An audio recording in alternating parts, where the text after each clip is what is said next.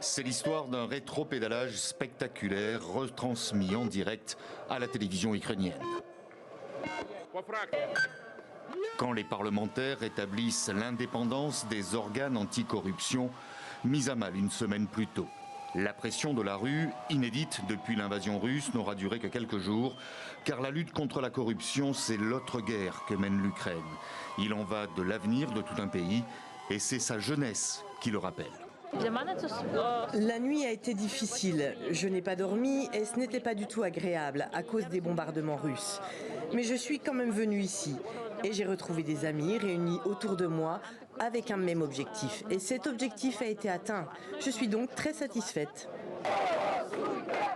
Satisfaite d'avoir sauvé la réputation d'un pays en guerre dont la survie dépend exclusivement de l'aide étrangère. L'Union européenne ayant également très vite rappelé que la lutte contre la corruption, c'était aussi le principal ticket d'entrée pour rejoindre les 27. Face à ce tollé, le président Zelensky n'a eu d'autre choix que de revoir sa copie.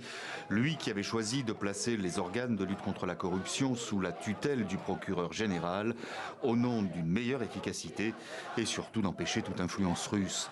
Là aussi, les choses ne traînent pas. À peine votée, la loi est promulguée. Une sorte de « je vous ai compris » à l'ukrainien. La loi garantit l'absence de toute influence extérieure ou ingérence. Elle le garantit par des tests aux détecteurs de mensonges et des contrôles réguliers pour tous les agents des forces de l'ordre ayant accès à des secrets d'État ou ayant de la famille en Russie. Il est très important que l'État soit à l'écoute de l'opinion publique. Il entend ses citoyens.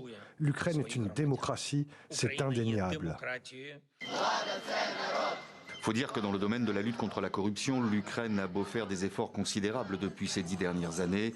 L'image de l'État le plus corrompu d'Europe après la Russie continue de lui coller à la peau, savamment entretenue par le voisin russe à travers des campagnes de dénigrement.